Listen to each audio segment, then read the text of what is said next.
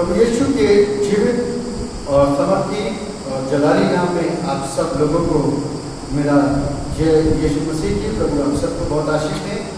जितने लोग मुझे सुन रहे हैं किसी भी माध्यम से तो या फिर YouTube में वचन पढ़ने के बाद में आप सुनेंगे, प्रभु आप सबको आशीषित करें, आप सबको अपनी निकटता में बना करके रखें, आप सबको प्रभु के साथ बने रहने के लिए, प्रभु से जुड़े रहने के लिए, प्रभु को समझने के लिए, प्रभु की इच्छा और उसकी मर्जी को पूरा करने के लिए आज का ये संदेश आपकी जिंदगियों को और आपकी आत्माओं को उत्साहित करे, उत्तेजित करे कि हम अपने बच्चों से जैसी अपेक्षाएं रखते हैं, अपने लोगों से जैसी अपेक्षाएं रखते हैं, वैसा ही कार्य, वैसी ही अपेक्षा हमारा जीवित परमेश्वर हमसे और आपसे रखता है। जितनी प्रॉब्लम हमको अपने बच्चों से जो आपकी इच्छा और मर्जी पर नहीं चलते होती है, उसी तरीके से उस प्रभु को भी उतनी ही प्रॉब्लम मुझसे और आपसे होती है जब हम और आप उसकी इच्छा पर नहीं चलते और न मानते। आज उस वचन को, उस संदेश को सुनने के लिए, उसको स्वीकार करने के लिए हम और आप अपनी आत्मा में तैनात होकर के, तैनाती का मतलब कि जागरूक होकर के, शरीर में तो आप बैठे हुए होंगे लेकिन आत्मा में पूरी रीति से जागते रहें, खड़े रहें, चैतन्य रहें, तैनात रहें। तैनाती उसकी होती है, आपने कभी भी सुना होगा कि बॉर्डर पर हमारे सैनिक तैनात रहते हैं। तैनात का मतलब चौकन्ने रहना। चौकन्ने का मतलब कि वो पूरी तरीके से उनकी आंख, उनके कान, उनका दिमाग काम कर रहा होता है कि कब कहां से कैसी गतिविधियां हो जाएं, उन सारी चीजों को सही तरीके से चेक करना और उस पर चौकन्ने रहना। आज वो युग आ गया है कि हमारे और आपको एक सैनिक के समान इस जीवन में तैनात रहने की जरूरत है, क्योंकि कभी भी शैतान का वार हमारी जिंदगियों में हो सकता है। कभी भी शैतान का वार हमारी जिंदगी में हो सकता है और हम और आप ये सोचे हैं कि हमारी जिंदगी में वार नहीं होता तो ये हमारी एक जिंदगी की सबसे बड़ी भूल होगी। एक बार को दुश्मन की गोली एक साल के बाद आती होगी बॉर्डर पर, लेकिन ध्यान रखना इस दुश्मन की जिसका नाम शैतान है, इसकी गोली हर पल, हर सेकंड हमारे ऊपर पड़ेगी। हमको एक सैनिक से ज्यादा चैतन्य और तेज और चौकन्ना रहने की जरूरत है और तैयार रहने की जरूरत है। और उसके लिए हमको अपने आप को इन संदेशों से उत्साहित करना, अपने आप को उत्तेजित करना है, शिक्षित करना है। यदि आज भी हम बिल्कुल गैर बन करके परमेश्वर के कलाम के ऊपर ध्यान नहीं दे रहे तो ये अफसोस की बात है, क्योंकि ये कलाम ही है, ये वचन ही है जो हमको और आपको अंदर से ऊर्जा प्रदान करेगा, ताकत और कुव्वत देगा, शक्ति प्रदान करेगा और उन तमाम वारों से जो शैतान हमारे जिंदगी में करता है, हमारे अंदर से निकलने वाला वार, हमारे आस पड़ोस से निकलने वाला वार, हमारे मित्रों के द्वारा आने वाला वार, हमारे अजीजों से आने वाला वार, हमारे बच्चों, हमारी पत्नी, हमारे पति से आने वाला वार, हर एक वार से सिर्फ परमेश्वर का कलाम ही हमको सुरक्षित रख सकता है और बचा सकता है। यदि आज हम अपने आप को सुरक्षित रखना चाहते हैं तो इस बात को ध्यान रखें कि इन संदेशों को जो भी दिए जाते हैं उसको ध्यानपूर्वक सुने कि इससे उसको फायदा क्या हुआ। हम और आप बहुत सारी यूट्यूब में चीजों को सर्च करते हैं फायदा लेने के लिए कि इससे लाभ क्या है, और जब लाभ पता चल जाता है तो मार्केट क्या करते हैं, उसको परचेज करने की कोशिश करते हैं। तो इस बात को सोचिए कि ये जिंदा कलाम मेरे और आपको गाइड किया गया है, कौन सा लाभ हो रहा है, ऐसा कौन सा लाभ है जो इस कलाम के द्वारा नहीं होने वाला, ऐसा कौन सा लाभ है जो इस कलाम के द्वारा मेरे और आपकी जिंदगी में नहीं होने वाला। सोच लीजिएगा। सारे लाभ को मैं आपको गिना सकता हूं, ऐसे लाभ जिसको आप नकारोगे धरती पर रह करके, लेकिन मैं उसको कहूंगा कि हाँ, यदि प्रभु के द्वारा और प्रभु पर विश्वास करके सारे काम करोगे तो तुम्हारे लिए सारी बातें मिलकर भलाई को उत्पन्न करेंगे।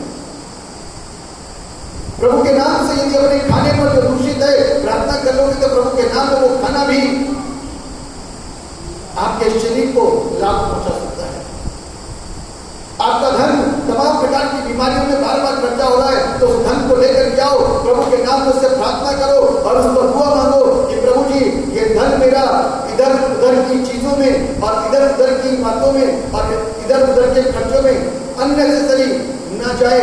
प्रभु आप इसको आशीषित करिए, मेरे हाथ से जब ये धन निकले, मेरे हाथ से जब मेहनत की कमाई निकल के जाए तो फायदे के लिए जाए, किसी और अन्य चीजों के लिए जो सही नहीं है, जो बेकार के हैं, उसमें खर्च ना हो।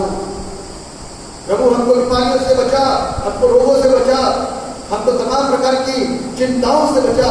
आपका परमेश्वर आपको बचाएगा। हमारा आधे अधूरे हृदय के साथ में प्रभु के पास में आते हैं, आधे अधूरे मन के पास में के साथ में आते हैं, हमारा अपनी तमाम आवश्यकताओं को उसके पास में लेकर के आते हैं। धैर्य नहीं रख पाते, धैर्य नहीं रख पाते। इब्राहिम से सीखिए कि 24 से 25 साल उसने धैर्य रखा। परमेश्वर ने वायदा करा अपने घर को छोड़, वो घर को छोड़ करके चला गया और परमेश्वर ने कहा था मैं तेरे द्वारा एक बड़ी जाति बनाऊंगा।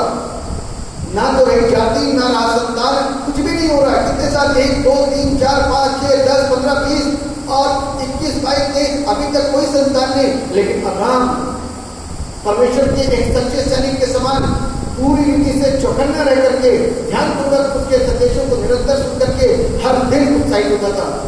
प्रभु शायद आज आपकी मर्जी नहीं है, शायद प्रभु 1 साल के बाद आपकी मर्जी नहीं है, शायद 5 साल के बाद प्रभु आपकी मर्जी नहीं है, शायद 15 साल के बाद आपकी मर्जी नहीं है, शायद 20 साल के बाद भी आपकी मर्जी नहीं है। प्रभु मैं तेरे बताए गए मार्ग पर ही चलूंगा आपकी मर्जी और इच्छा के अनुसार।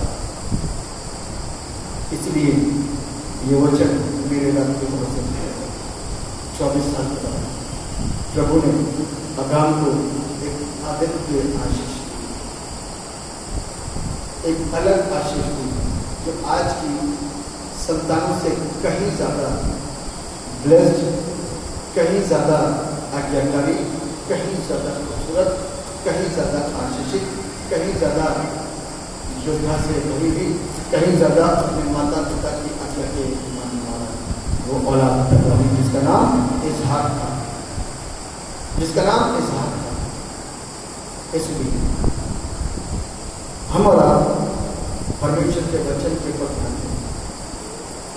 बाइबल हमको बताती है उसके धर्म और उसके राज्य की खोज कर तो सारी वस्तुओं की प्राप्ति तू करने पाएगा जो तेरा परमेश्वर तुझे देगा और जो तू चाहता है उससे बढ़ करके तू पाएगा। हमारे रब की मांग मालूम क्या होती है? प्रभु बड़ी तरीके से मांग करते हैं, खिंच खिंच करके। प्रभु हमको 2 वक्त की रोटी देना, खाते 3 वक्त हैं। जब किसी को बताते हैं तो बड़े गर्व के साथ हमको प्रभु 2 समय की रोटी खिला रहा है, खाते 3 टाइम है, 4 टाइम चाय पीते हैं, 2 टाइम बिस्किट खाते हैं, सब कुछ काम कर रहे हैं। लेकिन हमारा प्रभु हमको 2 टाइम खिला रहा है, तो 2 टाइम की कई टाइम खा रहे हो, कई टाइम खा रहे हो। 2 वक्त की रोटी तो बहुत सारे ऐसे लोग हैं जो वास्तविकता में 2 वक्त की खा रहे हैं और जिनको 2 वक्त की भी नहीं मिली। कल मैं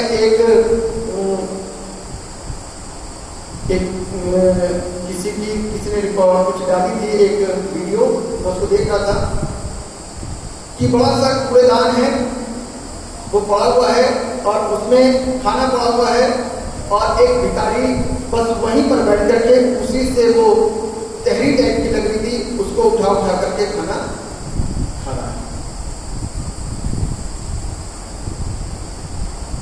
आज हमको ये खाना मुफ्त में मिल रहा है, कहीं भागना नहीं मिल रहा, कहीं जाना नहीं पड़ रहा, तो हम इस पर आपको हम और आप इसको स्वीकार करने में अभी कैसे पड़े हुए हैं, कमजोर है, इसको फेंक रहे हैं। ना तो घर में इस्तेमाल कर रहे हैं, ना चर्च में आने की कोशिश करते हैं, ना ही परमेश्वर से मोहब्बत करते हैं। क्योंकि लॉकडाउन का जो एक बड़ा अच्छा बहाना है वो सिर्फ चर्च के लिए। ईमानदारी से कोई जो मुझको सुनेगा, जो किसी भी तरीके से देख रहा है, लॉकडाउन में आप क्या क्या नहीं कर रहे हो, कहाँ कहाँ नहीं जा रहे। लॉकडाउन का मतलब कि आपने अपने आप को पूरे 3 से 4 महीने के लॉक कर दिया। बाहर से किसी से कहते भैया ताला लगा दो और हमको बाहर नहीं निकलना। जब 3 महीने बाद ताला खुलेगा तो छत कूद करके चला जाऊंगा, ताला तोड़ दूंगा। लेकिन चर्च के लिए लॉकडाउन है, सारी बीमारियां चर्च से लगेंगी। सोच लगनी होगी तो आपको मार्केट में लग जाएगी। जिस समय मार्केट खुलता है उस समय आप भीड़ को जाकर के कितनी होती है। कल मैं मुजफ्फरनगर प्रेयर मीटिंग लेने के लिए गया और वहां से जब मैं लौटता हूं तो पुलिस बराबर में खड़ी है और इतनी भीड़, दिन के 5 बजे की लगभग की बात, शाम को 5 बजे इतनी भीड़। और हम आराम ग्रुप में 2 लोगों के साथ में खड़े होते हैं, 3 लोगों के साथ में खड़े होते हैं। हम कहते हैं एयर में वायरस है, एयर में वायरस है, तो वहां को वायरस नहीं लगे। मैं इस बात के लिए आपको उत्साहित नहीं कर रहा कि आप हर दिन चर्च जाओ। मैं तो दिनों की बात कर रहा हूं जिसमें आप चर्च नहीं आते। जब सारे लॉकडाउन बंद हुए, अनलॉक होता, सारा लॉक नहीं होता, तभी लोग नहीं आ पाते। उसका कारण यह है कि हम और आप परमेश्वर के वचन से मोहब्बत नहीं करते। हमारे विश्वासी भाई लोग भी तभी परमेश्वर के भवन में आते हैं जब उनको कोई जरूरत होती है। वरना कुछ लोगों के चेहरे 6 महीने के बाद, 8 महीने के बाद, 1 साल के बाद, 2 साल के बाद जब आवश्यकता हो। आवश्यकता से पहले कोई नहीं कहते। यीशु मसीह आपकी जरूरतों को पूरा करने वाला एक यंत्र बन गया है, एक बाबा बन गया है, एक ईश्वर बन गया है, एक गुरु बन गया है। बस आपकी जरूरतें पूरी हो गई। उस परमेश्वर को जानिए, अपनी आत्मा को सुरक्षित रखने के लिए। मैं बाइबल से रेफरेंस पढ़ूंगा। मरकुस रचित सुसमाचार पहला अध्याय 21 पद। मरकुस रचित सुसमाचार नए नियम में उसका पहला अध्याय उसके 21 पद।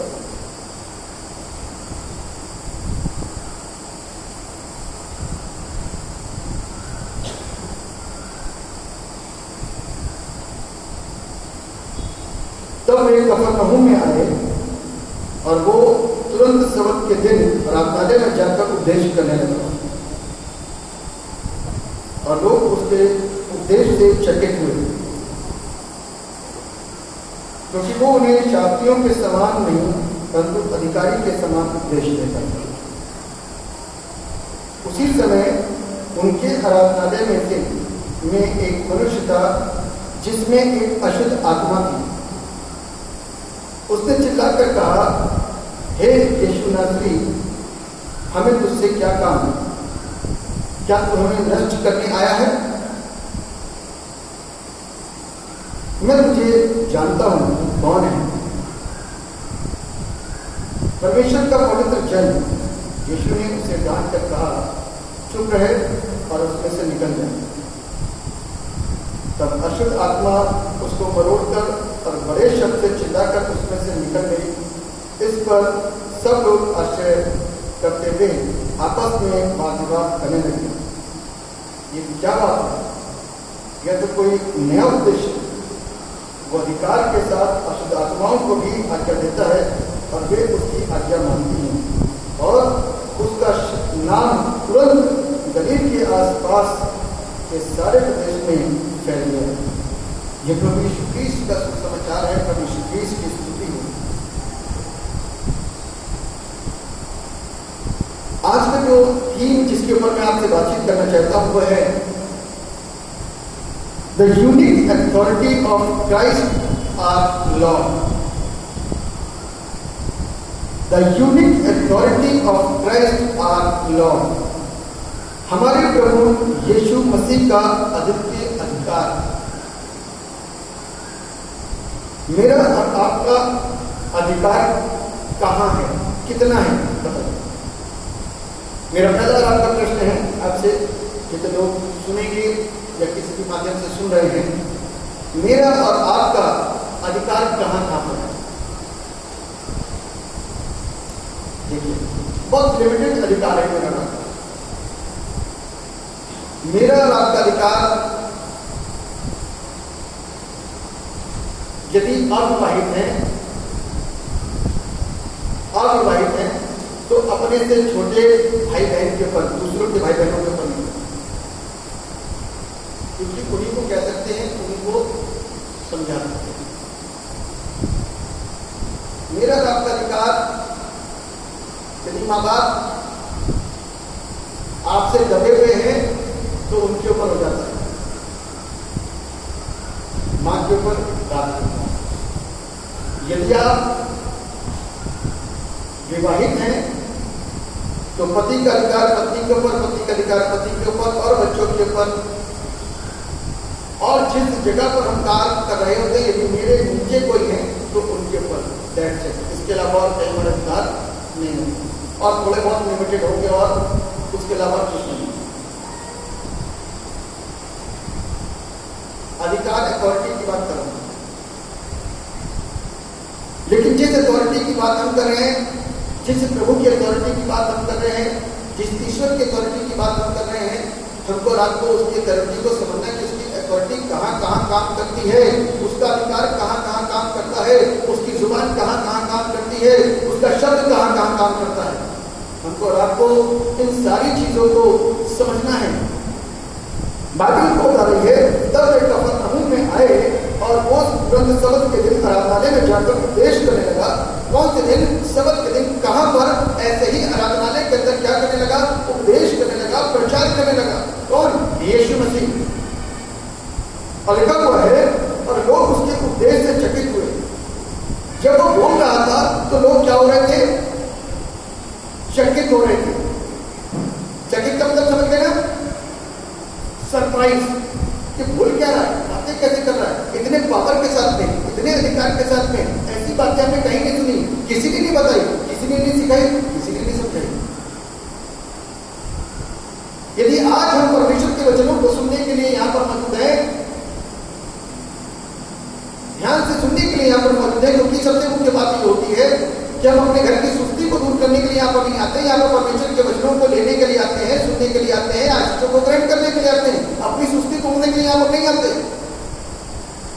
सुस्ती वही करता है, सोता वही है जिसका मन यहाँ से अलग होता है, या फिर उसके अंदर दुष्ट आत्मा होती है। स्पष्ट की बात, या तो उसके अंदर दुष्ट आत्मा है, वो परमेश्वर के वचन के ऊपर ध्यान और मन नहीं लगाए हुए है, या फिर उसने अपने घर की सुस्ती यहाँ पर थोड़ा वक्त हमको चर्च में मिल जाएगा, हम सो जाएंगे।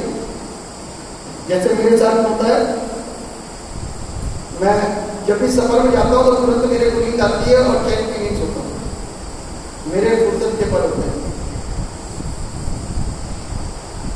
और ये स्थान परमेश्वर का भवन फुर्सत का पल नहीं है कि यहाँ पर आकर के आप सुस्ती तोड़ें, सोए मस्ती से।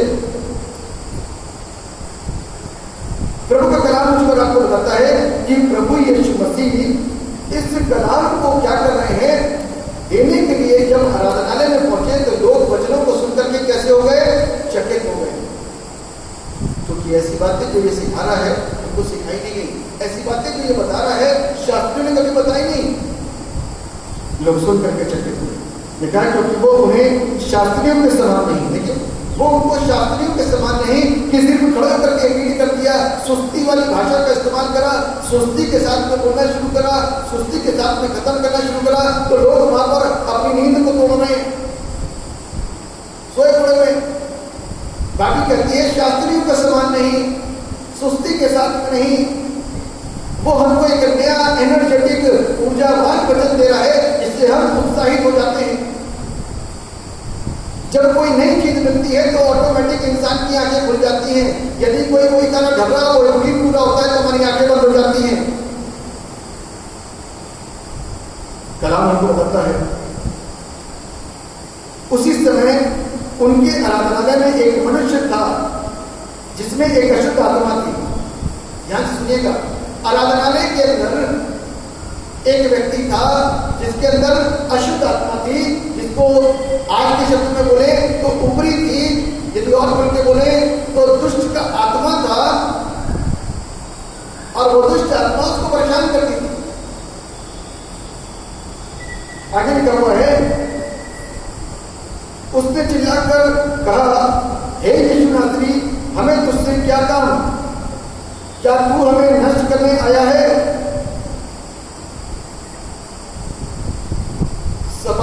सपोज कीजिए मैं यहां से प्रचार कर रहा हूं, यह परमेश्वर का भवन है, आराधनालय है, लोग चर्च में बैठे हैं, किसी के अंदर दुष्ट आत्मा है और दुष्ट आत्मा ग्रस्त व्यक्ति चिल्ला करके बीच में से बोलता है कि पादरी साहब आप तो क्यों परेशान कर रहे हो? क्या हमको नाश करने के लिए आए हो, हमको नष्ट करने के लिए आए हो? मुख्य बात एक चीज जो मैं आपको बताना मांग रहा हूं कि यहां से तो प्रचार हो रहा है, यहां से तो उपदेश हो रहा है, बाइबल में लिखा हुआ है कि वो शास्त्रियों के समान नहीं, लेकिन उन लोगों को उपदेश दे रहा था और उस उपदेश को सुनकर के लोग आश्चर्यचकित हो रहे थे और आश्चर्यचकित हो रहे थे उसकी बातों को सुन सुन करके। इसी बीच में एक बंदा चिल्ला उठा और बोल उठा और इस बात को कहने लगा, क्या तू मुझे नष्ट करने के लिए आया है? बाइबल में लिखा हुआ है, मैं तुझे जानता हूं कि तू कौन है। कौन कह रहा है? दुष्ट आत्मा, शैतान जो उसके अंदर घुसा हुआ है, वो दुष्ट आत्मा, वो शैतान यीशु से बोली कि मैं तुझे जानता हूं कि तू कौन है। यानी कि दुष्ट आत्मा परमेश्वर को अच्छी तरीके से जानती है, लिखा हुआ है कि तू परमेश्वर का पवित्र जन है। अब यीशु मसीह प्रचार कर रहे हैं और वहां से दुष्ट आत्मा गड़बड़ी कर रही है, तो क्या होगा? यीशु मसीह से बार बार बात करते रहे तो और बाकी के लोगों को संदेश प्राप्त नहीं हो पाएगा, उपदेश नहीं मिल पाएंगे। इसीलिए प्रभु यीशु मसीह कहते हैं, उनको डांटा और कहा इसको, इसके शरीर को छोड़ करके चली जा। लिखा हुआ उसके शरीर को उठते हुए उसके शरीर को छोड़ करके चली गई। कौन? दुष्ट। वापस से माहौल परमेश्वर के वचन को सुनने वाला बन गया। लोग आश्चर्यचकित हुए, ये कैसा अधिकार है कि ये बोलता है तो हम अंदर से लेकर के बाहर तक ले जाते हैं, ये कुछ समझाता है तो हम समझने लग जाते हैं, ये कुछ कहता है तो ऐसा लगता है कि ये सीधे हमसे बातें कर रहा है, व्यवहार कर रहा है, ये कुछ समझाता है तो हमको समझ आ जाता है, ये दुष्ट आत्मा को डांटता है तो दुष्ट आत्माएं उसी समय फौरन उसकी आज्ञा को सुन करके शरीर को छोड़ करके चली जाती है। ये कैसा अधिकारी है? Which type of authority he has? किस प्रकार की अथॉरिटी इसके पास में? जो ये कहता है वैसा ही होता है।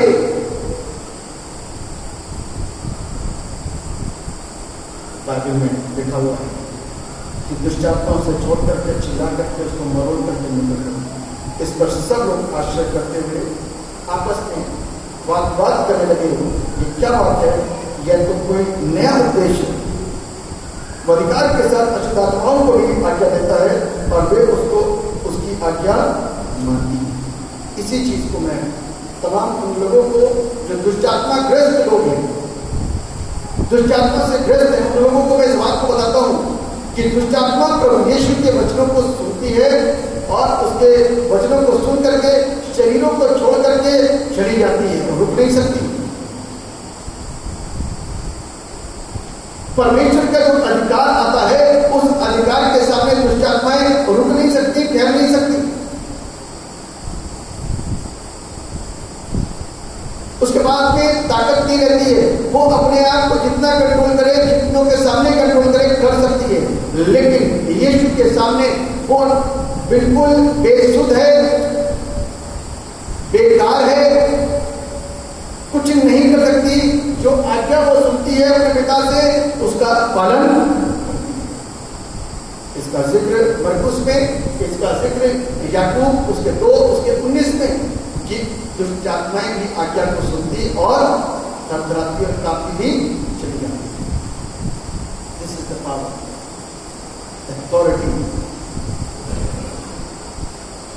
आज डॉक्टर अपने नीचे से कुछ कहेगा, अपने नीचे वाले व्यक्ति से उसको करना ही पड़ेगा, उसको करना ही पड़ेगा, चाह करके भी नहीं टाल सकता। एक अधिकारी अपने नीचे वाले बंदे से जो कहेगा उसे करना ही पड़ेगा, चाह करके भी नहीं टाल सकता, चाह करके भी नहीं टाल सकता, उसको करना ही पड़ेगा। और वो हर एक चीज के ऊपर डिपेंड है, हर एक चीज के ऊपर अधिकारी है। आंधी और तूफान को वो रोकता है और जानता है कि शांत हो जा, तो आंधी और तूफान शांत हो जाते हैं। जिस चीज के ऊपर वो अधिकार के साथ होता है वो सारी चीजें होती चली जाती हैं। प्रभु यीशु ने कहा, जा तेरे पाप क्षमा हुए। लोगों ने आपस में बात करी कि कौन सा व्यक्ति है जो लोगों के पापों को भी क्षमा करता है? यह अधिकार तो सिर्फ पिता के पास में है। इसका मतलब ये कौन हुआ? ये अपने आप को कौन कहता है? परमेश्वर बताता है। वो उस प्रभु को जान ही नहीं पाए थे, इसीलिए परमेश्वर करके वो उसको स्वीकार कर नहीं पा रहे थे, क्योंकि यह अधिकार वास्तव में ही परमेश्वर के पास में है और वो परमेश्वर ही है और ही था और ही रहेगा। इसीलिए सारी चीजें, चलो परमेश्वर की बातें हैं, परमेश्वर अधिकारी है, तो यीशु की बातें, यीशु की आज्ञा, यीशु ने जो कुछ भी हुक्म कर दिया वो एक जन सुन सकता है, 2 जन सुनता है, लेकिन सारी दुनिया, सारी चीजें नहीं सुन सकती। और यीशु की सारी बातें हर एक चीज सुनती है, चाहे आंधी हो, चाहे तूफान हो, चाहे बारिश हो, चाहे हवा हो, चाहे दुष्टता हो, चाहे इंसान हो, चाहे कोढ़ हो, चाहे पैरालाइज हो, चाहे कैंसर हो, चाहे अंधापन हो, चाहे लंगड़ापन हो, चाहे गूंगापन हो, चाहे बावलापन हो, चाहे पागलपन हो, कुछ भी हो, यीशु की आज्ञा हर एक चीज। क्या हो बीमारी, क्या हो दुष्टता, क्या हो सृष्टि, सब प्रभु की आज्ञा को सुनते हैं, क्योंकि यीशु अधिकारी है। यीशु कौन है? अधिकारी है। इसीलिए वो अपने अधिकारी पर को अधिकार के साथ जब होता है तो हर एक चीज उसकी आज्ञा को सुनती है, उसकी बातों को सुनती है और बातों को सुन करके जैसा वो कहता है वैसा ही होता है। आज की तारीख में बाइबल इस बात को जो हमको सिखा रही है कि यीशु मसीह के पास में यह अधिकार सिर्फ उस दिन से नहीं आया जिस दिन यीशु मसीह ने काम करना शुरू किया। बाइबल हमको इस बात को सिखा रही है कि यीशु मसीह के पास में जो अधिकार था वो जन्म से। Jesus has an innate authority, बचपन से, जन्म से उसके साथ में अधिकार था। क्यों? क्योंकि वो रूल कुदूस की मदद और सहायता से, रूल कुदूस के द्वारा इस धरती पर आया, पवित्र आत्मा की सामर्थ्य आया। कौन सी आत्मा? पवित्र, रूल कुदूस। अधिकार हमारे अंदर छुपे हुए हैं, टैलेंट हमारे अंदर छुपे हुए हैं, लेकिन इस्तेमाल करना नहीं आता। कुछ लोग इस्तेमाल कर लेते हैं, कुछ लोग इस्तेमाल नहीं कर पाते। कुछ लोगों का कहना है कि हमारी बात ये नहीं सुनते, लेकिन आपकी बात सुन लेते हैं। नॉर्मल में अपनी बात नहीं कर रहा, एक सेम व्यक्तियों की बात कर रहा, सेम व्यक्तियों की बात कर रहा। कहते ये हमारी बात नहीं सुनते, लेकिन इसकी बात सुन लेते। क्यों सुन लेते हैं? क्योंकि उसको अधिकार इस्तेमाल करना आता है।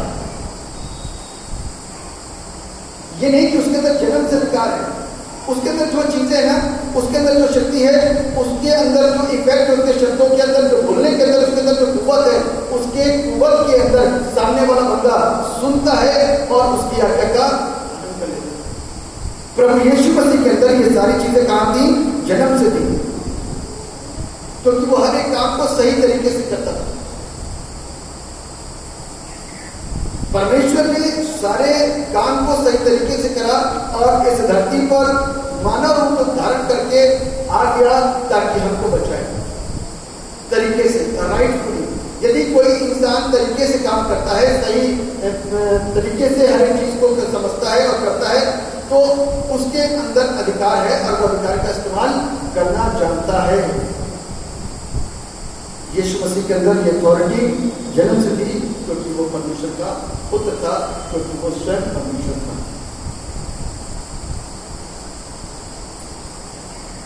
इसीलिए उसकी अथॉरिटी हमारे ऊपर है,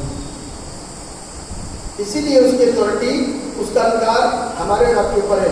ऐसी ऐसी बीमारियां जो हमारे शरीर से वो अलग कर देता है, ये कैसे सब होता है? सिर्फ अधिकार के द्वारा। वो कहता है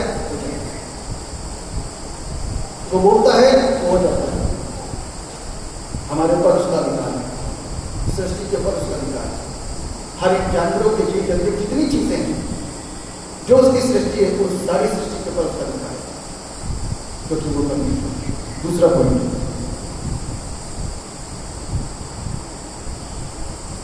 यीशु मसीह ने अपनी इस अधिकार को कमाया है। क्या करा है? यीशु मसीह ने इस अधिकार को क्या करा? कमाया है। आज की तारीख में हम और आप अपने अधिकार को क्या कर सकते हैं? कमा सकते हैं। किस तरीके से अधिकार कमाया जाता है? पैसा देकर के। यीशु मसीह ने एक अच्छे जीवन को जिया, अच्छे जीवन को जिया। अब यीशु मसीह को कौन जानता था? बढ़ाई का पुत्र धीरे धीरे बड़ा हो रहा है, कौन यूसुफ को जानता है? कोई नहीं जानता। वो धीरे धीरे जैसे नॉर्मल सारे परिवार है, वैसे यीशु मसीह का फैमिली, यूसुफ का फैमिली, और यूसुफ के फैमिली के अंदर यीशु मसीह और भी भाई बहन, जैसे और परिवार बड़े हो रहे, जैसे औरों के बच्चे बड़े हो रहे हैं, वैसे ही यूसुफ का परिवार भी पल रहा है, बढ़ रहा है और बड़ा हो रहा है। लेकिन करते करते करते करते करते लोग यीशु के पास आए और कहा, अब बता, इसको तो हमने रंगे हाथों पाप करते पकड़ा, अब बता क्या करना। जब यीशु अधिकारी नहीं है तो सारे लोग यीशु के पास उस पापनी स्त्री को लेकर के क्यों आते? यदि यीशु मसीह अधिकारी नहीं है तो सारी दुनिया उसके पास में सवाल करने के लिए क्यों आती थी? कैसा को कर देना उचित है या नहीं? क्यों आ रहे हैं उसके पास में? क्योंकि उसने अपनी अधिकारों को कमा लिया। एक अच्छे जीवन को, सत्य के मार्ग पर चलते हुए, एक परफेक्ट पवित्र जीवन को सत्य के मार्ग पर चलते हुए उसने कमाया। यदि हम और आप अपनी जिंदगी के अंदर सही चाल चल रहे हैं तो हमारी और आपकी इस दुनिया के अंदर पूछ होगी, और हमको और आपको लोग पूछेंगे, हमारे और आपके पास में लोग आएंगे, हमारे और आपकी मदद को हमसे और आपसे आकर के लेंगे, क्योंकि उस चीज को हम अर्न कर पा रहे हैं, उस चीज को हम कमा पा रहे हैं। एक अपवित्र जीवन यीशु ने जिससे नफरत करी, सिनलेस रहा, पाप नहीं किया, पाप का साथ नहीं दिया, गलत को सपोर्ट नहीं करा, गलत के साथ खड़ा नहीं हुआ, इसीलिए वो सारी चीजों को कमा पाया। इसीलिए वो सारी चीजों को कमा पाया। कौन सी सारी चीज? अधिकार। किसके ऊपर? मेरे ऊपर, सारे सृष्टि के ऊपर, शैतान के ऊपर, जिसको जो कहता है, जिसको डांटता है, तो सारी चीजें। तो आज के टाइम में यदि हम और आप अधिकार को कमाना चाहते हैं तो एक अच्छी राह पर चलना होगा, तब हमारी सुनी जाएगी, वरना कोई नहीं सुनेगा, वरना कोई नहीं सुनेगा। आपकी पहचान धीरे धीरे होगी, कोई दिक्कत की बात नहीं है, लेकिन पहचाने जाओगे, पहचान होगी धीरे धीरे, पहचाने जाओगे। जब पापनी स्त्री को यीशु मसीह के पास में लेकर के आए, कहा अब पता क्या करें, अब तो ये पकड़ी गई है और व्यवस्था कहती है कि जो पाप में पकड़ी गई स्त्री है उसको बदवा करा जाए और मार डाला जाए। यीशु ने कहा ठीक है जैसा तुम सोचते हो, लेकिन एक बात मैं तुमसे कहता हूं कि जिसने पाप ना किया वो पहला पत्थर वही मारे। अब सबकी बोलती बंद, सबके हाथ और पत्थर से मारने जा रहे होंगे, बिल्कुल लेकर के तैनात खड़े होंगे कि अब तो स्त्री के पहला पत्थर मारूंगा, कोई कह रहा वो नाक में मारूंगा, कोई कह रहा मुंह में मारूंगा, कोई कह रहा हाथ फोड़ूंगा, कोई कह रहा दिमाग फोड़ूंगा, कोई इस तरीके से खड़े होंगे। लेकिन यीशु ने उनको एक बात बोली, क्योंकि वो एक अधिकारी के पास में आए और अधिकारी से पूछ रहे कि अब हमको करना क्या है। तो उस अधिकारी ने कहा पहला पत्थर वही चलाएगा जिसने पाप ना किया हो। अब सबके पत्थर सबके हाथ यहीं पर स्टैचू बन गए, यहीं पर रुक गए। फिर यीशु झुक करके जमीन पर कुछ लिखना शुरू कर दिया, लोग देखते रहे और चलते चले गए। Because everyone is a sinner, Yeshu live sinless life. इसलिए यीशु हर एक बात को तरीके से समझा पाता था, लोग चकित होते थे। और संसारिक व्यक्ति समझा नहीं पाते, इसलिए कोई भी चकित नहीं होता। आत्मिक व्यक्ति जब बोलता है तो लोग चकित होते हैं, लेकिन मगर आत्मा का बंदा जो बोलता है जिसके अंदर कोई आत्मिक जीवन नहीं है, जब वो बोलता है तो कोई चकित नहीं होता, क्योंकि उसके शब्दों के अंदर जरा सा भी इफेक्ट और प्रभाव और असर नहीं होता। लेकिन जब प्रभु यीशु बोलता है और या उसका कोई बंदा बोलता है जो आत्मा से भरा हुआ है, तो वो प्रभावशाली होता है। 10 लोगों को झक मार के सुनना पड़ता है कि वो सच्चा है। लोगों के पास में ये पक्का था कि आज तो यीशु को नीचा कर ही देंगे, क्योंकि ये स्त्री पापी है। और मूसा जिसकी व्यवस्था में लिखा है यदि कोई पाप में पकड़ा जाए तो उसको क्या करना है, मतवा करके मार डालना है। यीशु ने कह दिया पहला पत्थर वो मारे जिसने पाप ना किया। अब ये कौन सी व्यवस्था थी जो प्रभु यीशु ने कर दिया? ये एक ऐसी व्यवस्था जो लिखी हुई कहीं नहीं दिखाई गई, लेकिन फिर भी लोगों को समझ में आ गई, चकित होते हैं। जब यीशु बोलता है तो लोग चकित होते हैं, क्योंकि ये वाली व्यवस्था कहीं नहीं थी। व्यवस्था ये थी कि जो पाप में पकड़ा जाए उसको पकड़ा करो, उसको मार डालो। लेकिन ये कौन सी व्यवस्था प्रभु यीशु लेकर के आ गया, जिसमें ये लिखा हुआ है कि पहला पत्थर वही मारे जिसने पाप ना किया। और लोग उस व्यवस्था को सुनकर के चकित हो गए, एक का भी हाथ नहीं उठा और सब वापस चले गए। Because Jesus had earned his authority. उसने इस अधिकार को कमाया। कैसे? पवित्र जीवन को जीवन, सिनलेस रह करके, यानी कि पाप से रहित रह करके जीवन को दिया। प्रार्थना के साथ में अपने जीवन को मजबूत करा, अपनी आत्मिकता को मजबूत करा। निरंतर दूसरे की मदद और दूसरों की सहायता के लिए आगे बढ़े रहे। निरंतर लोगों को अच्छे उद्देश्यों से शिक्षित करते रहे। ये क्या है? ये अधिकार प्रभु यीशु ने कमाया। आज भी संसार के अंदर आप अनुभव ले सकते हो, सुनी उसकी जाती है, जो कई बार आपने देखे होंगे बहुत सारे लोग जो सीरियस, जिनकी बातों के अंदर प्रभाव, जिनके शब्दों के अंदर ताकत है। बहुत सारे कई बार ऐसे होते हैं कि वही बात वो भी कर रहे हैं, वही बात कोई दूसरा बंदा कर रहा है जो सीरियस है, इसकी पर्सनालिटी अच्छी है, उसकी बात के ऊपर ज़्यादा लोग ध्यान देते हैं और उसको मानते हैं, उसको नहीं सुनते जिसका कोई वजूद नहीं। नशा करके कोई बात सही बोले तो भी लोग नहीं सुनते, बेकार है, नशे का कोई वैल्यू नहीं। लेकिन वही बात को एक सही इंसान बोलते, नॉर्मल इंसान, तो उसकी वैल्यू नहीं, क्योंकि हमने आपने सिर्फ के साथ अपने सारी चीजों को कमाने की कोशिश कर रहे हैं और उसका कोई लाभ नहीं मिलता। सिनलेस जीवन जीवन, पाप नहीं, तब हमारा वजूद होगा, तब उस अधिकार को हम क्लेम कर पाएंगे।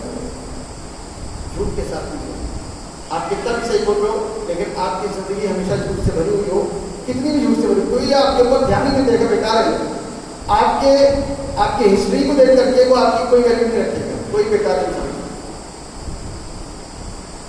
वहीं पर एक सीधा, संयमी, धैर्यवान पर्सनैलिटी आकर के दो शब्द बोलेगी, धीरे से बोलेगी और दूसरे लोग सुनेंगे, लोग कहेंगे कि इसकी बात सुनिए, हमारी बात, तो उसने कमाया है, हम कमा नहीं पाए। हमने जो कुछ भी करा है वो सिर्फ कमाया है, पाप के जीवन को व्यतीत किया। लास्ट पॉइंट, यीशु को अधिकार सौंपा गया। यीशु को अधिकार सौंपा गया, पिता से अधिकार को निकल गया। कैसा अधिकार? कहता है इब्रानी की पुस्तक उसके पहले अध्याय के तीसरे पद, इब्रानी की पुस्तक उसके पहले अध्याय के तीसरे पद में लिखा है कि वो उस पिता की छाप है। स्टैम्प की बहुत वैल्यू होती है, मोहर की बहुत वैल्यू होती है, और वही तत्व की छाप, मैं तो सिर्फ स्टैम्प की बात कर रहा हूं, उसी तत्व की छाप जो अधिकारों से बना हुआ है, जो बोलता है कि सूरज चांद सितारे बन जाए तो बन जाता है अधिकार के साथ में, अपने आप बनती चीजें अपने आप बनती है और अपने आप सारी चीजें सेट होती हैं, जैसा वो सेट करता है वैसा सेट हो जाता है।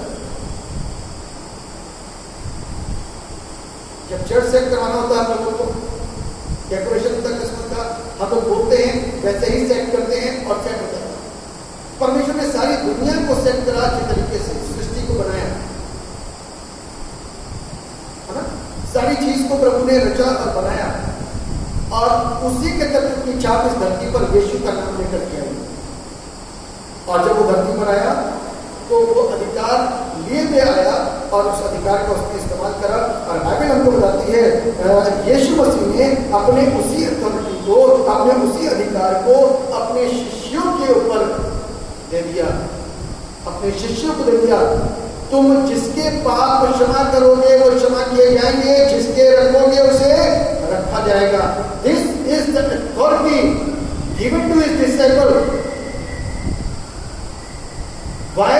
Because they are the disciples of Jesus Christ and they are obedient. वो आज्ञाकारी,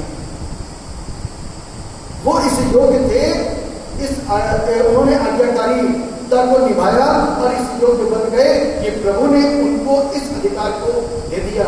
आज वो चिल्लाते हुए प्रभु के पास आते हैं और प्रभु से कहते हैं, प्रभु हम दुष्ट आत्माओं के ऊपर अपने अधिकारों को रखते हैं। आप दुष्ट आत्माएं कैसे निकलती जाती हैं? तो सिर्फ अधिकार की वजह से। कैसा अधिकार? जो उसने दिया, किसको दिया? शिष्यों को दिया और विश्वास करने वालों को दिया। तो प्रभु यीशु कहते हैं, इस बात से खुश मत हो कि दुष्ट आत्माएं तुम्हारे अधिकार में है, इस बात से आनंदित हो कि तुम्हारे नाम जीवन की पुस्तक में लिखे गए कि यीशु मसीह शिक्षा के अंदर से शिक्षा निकाल देता है। हम और आपसे इतना सोचते हैं कि अब हम परफेक्ट हो गए हैं कि हम जब दुआ करते हैं तो दुष्ट आत्माएं निकल के बाहर जाती है, लेकिन यीशु उससे बाहर हमको एक ऐसी व्यवस्था को देता है, उससे अलग हमको एक ऐसे ज्ञान को देता है और उसी में से एक ऐसी शिक्षा को पैदा कर देता है कि इंसान सोचने पर मजबूर हो जाता है। यीशु कहता है कि तुम्हारा हाड़ और मांस से नहीं, तुम्हारा जो अंधकार की शक्तियों से। तो चेले तो बड़े ही उत्साहित होकर के आए कि आपका कलाम कहता है कि तुम्हारा युद्ध अंधकार की शक्तियों से, और उन अंधकार की शक्तियों को जिसको हम देख नहीं पाते, उन दुष्ट आत्माओं को जिनको दिखती नहीं, हमने उनको डांटा उस अंधकार के साथ में और दुष्ट आत्माएं भाग गई। हमने सोचा कि शायद ये हमारी आत्मिकता का भी एंड है, यहाँ पर सारी चीजें सही हो चुकी हैं, हम दुष्ट आत्माओं के ऊपर काबिज हो गए और दुष्ट आत्माएं यानी कि शैतान हमसे भागता है, हमारे शब्दों को सुनकर शैतान भागता है। लेकिन यीशु मसीह ने उस शिक्षा के अंदर से और भी शिक्षा पैदा करके कहता, इस बात से आनंदित मत हो कि तुम्हारा अधिकार दुष्ट आत्माओं के ऊपर है, इस बात से आनंदित हो कि तुम्हारे नाम जीवन की पुस्तक में लिखे गए कि हमने अपने घरों से मूर्तियां हटाई, हमने अपने घरों से पूजा पाठ खत्म करा, हमने आपने तरह तरह की चीजों को, तरह तरह की बातों को, तरह तरह के स्वभाव को, तरह तरह की बुराइयों को, तरह तरह की गलतियों को अपने अंदर से निकाल के बात करा। लेकिन गाली आज भी है, लड़ाइयां आज भी है, अधर्म से कमाई आज भी है, व्यभिचार आज भी है, गलतियां आज भी हैं, देश भावना आज भी है, घमंडीपन आज भी है, और अभी भी कहीं न कहीं आत्मिकता का घमंडीपन आज भी पाया जाता है। तो कहां से हम मसीह के अधिकारों को प्राप्त कर सकते हैं? कैनॉट, नहीं प्राप्त कर सकते। हमने सिर्फ अपने घर के स्टैच्यूज तो बाहर करे, लेकिन बाकी का सारा स्वभाव वहीं का वहीं है, बाकी की सारी सोच वहीं की वहीं है। ये सोच नहीं बदली। प्रभु यीशु मसीह जब हमको नई सृष्टि करता है तो नई सृष्टि का मतलब कि हमारा सब कुछ बदल जाना। शरीर और शक्ल सिर्फ रहती है, लेकिन अंदर का सारा सिस्टम बदल जाता है। अंदर का सारा सिस्टम क्या होता है? बदल जाता है। हमारा सिस्टम नहीं बदलता है। हमने कुछ चीजों को औपचारिकता मात्र निकाल के बाहर किया है, सिस्टम नहीं निकाला है, तो अधिकार नहीं प्राप्त करता। ये बहुत सारी चीजें जो हमको निकालनी है। किसी जो कहते हैं बाबू साहब हमको आते आते 6 महीने हो गए, हमको आते आते 2 साल हो गए, हम 3 साल से आ रहे हैं, लेकिन 3 साल के अंदर यीशु कौन है नहीं जानते। 3 साल के अंदर प्रार्थना कैसे करनी है नहीं जानते। 3 साल के अंदर वचन कैसे बांटना है नहीं जानते, तो अधिकार कैसे प्राप्त कर पाएंगे। हमने 3 साल जो बताया ना, वो इसलिए बताया कि हम 3 साल से चर्च आ रहे हैं। 3 साल जो बताया इसलिए बताया कि 3 साल से हमने अपने घर से मूर्तों को बाहर कर दिया, पूजा करना छोड़ दिया, सूर्य को नमस्कार करना छोड़ दिया, चांद की पूजा करनी छोड़ दी, नहाना छोड़ दिया, और तरह तरह की चीजों को और तरह तरह के व्रतों को और तमाम प्रकार के पैसों को इधर उधर डालना छोड़ दिया। बस इस बात को हम कहते हैं कि हम 3 साल से चर्च आ रहे हैं। विश्वासी हो गए। विश्वासी इसको नहीं कहते। विश्वासी इसको कहते हैं जो अंदर बाहर अपने स्वभाव, काम, चीजें, नियम, मान्यताएं अंदर और बाहर सबको चेंज कर देता है। कभी तो आपको कोई कहेगा कि आप बदले से मतलब वो व्यक्ति ऐसा कोई तो होता है कि आज से 10 साल पहले भी तुम वैसे थे, 10 साल बाद भी वैसे ही हो, सिर्फ इस बीच के अंदर सिर्फ एक सिस्टम चेंज हुआ है पूजा पाठ का। बाकी सब कुछ है। गाली तब भी थी, गाली आज भी है, शराब तब भी थी, शराब आज भी है, नशा तब भी था, नशा आज भी है, विचार तब भी था, विचार आज भी है। तो चेंज क्या हुआ? सिर्फ मूर्त निकाल के बाहर कर दी। बाकी की जो चीजें कर रहे हैं वो पापी है।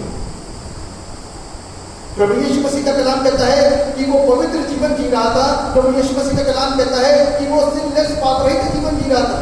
हमने पाप को नहीं दूर करा, हमने पवित्र जीवन को जीना शुरू नहीं करा, हमने सिर्फ एक नई पहचान को लेकर के थोड़ा सा दिमाग के अंदर बातें आई, तो सिर्फ एक चीज को निकाल के अपने शरीर से और अपने घर से निकाल के बाहर करा। जैसे उसके अलावा अपने अंदर कोई भी बदलाव को चेंज को लेकर के नहीं आए, अधिकार प्राप्त नहीं हुई।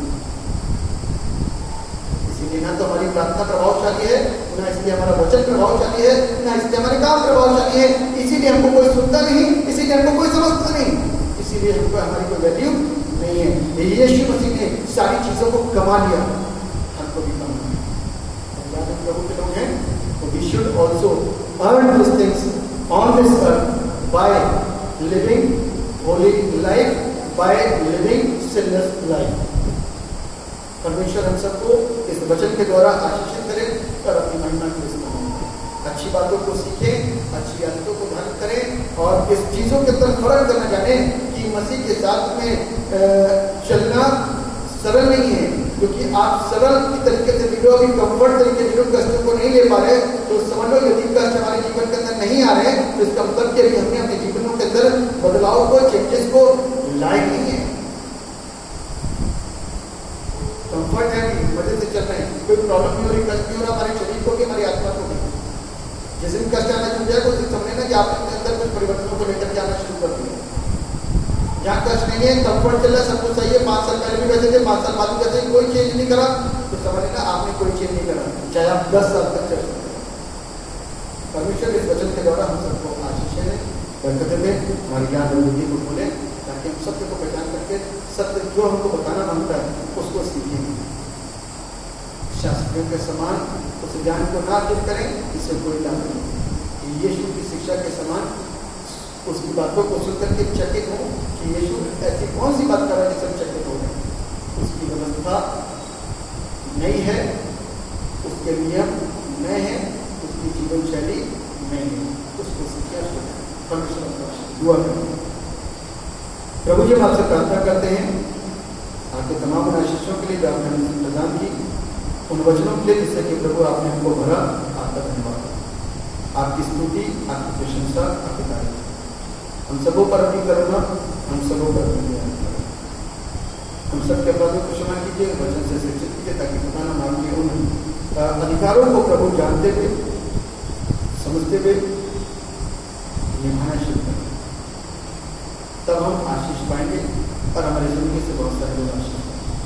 सब पर अपना करेंगे, सब नई सृष्टि बनने से पहले सृष्टि के नियम को सीखें, ताकि हम नए महिमा से यीशु मसीह के नाम से